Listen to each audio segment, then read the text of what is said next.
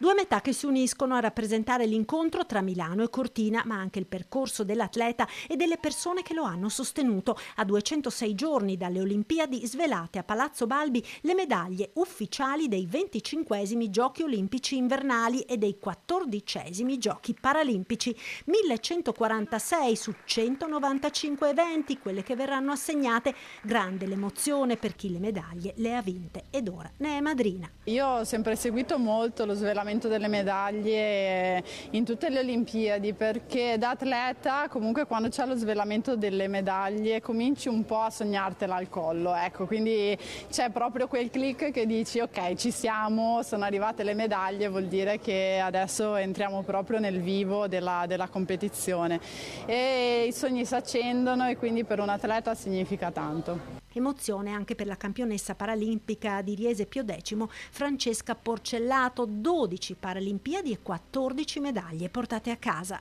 Io, a dir la verità, non le volevo vedere finché non me le mettevano al collo. Io non le ho mai guardate prima, ho sempre cercato, e poi erano dappertutto, dunque ho sempre cercato di non guardarle perché io volevo l'emozione pura quando avrei visto la mia, quella che avrei vinto. Alla cerimonia hanno preso parte autorità istituzionali e sportive che poco prima si sono ritrovate in vertice per fare il punto su quanto fatto e quanto ancora da fare in vista dell'appuntamento del 6 febbraio 2026. Manca tutto e manca niente, manca tutto perché se stanotte ci fossero le Olimpiadi è chiaro che nulla sarebbe pronto, ma tutto si sta avvicinando al completamento di quello che sono gli aspetti organizzativi. Questo vale sia per le questioni delle venues, degli impianti, delle infrastrutture, sia per ciò che riguarda la parte gestionale. Ottimista il ministro delle infrastrutture Salvini. Arriveremo perfettamente puntuali, anche se quando questo governo si è insediato abbiamo trovato dei ritardi perché evidentemente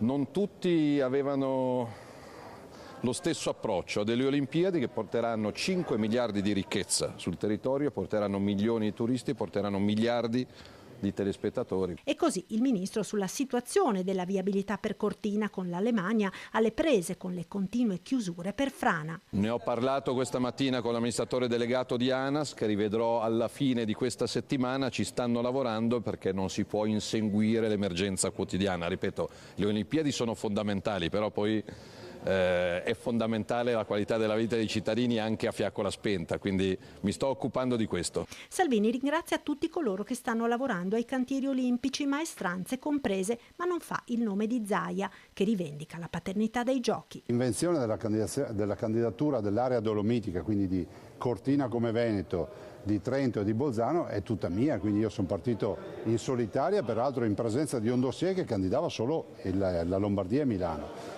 E dopodiché tenacia, determinazione e gioco di squadra ha fatto sì che anche noi ci siamo. Tra l'altro anche la proposta di chiamarla Milano Cortina è mia.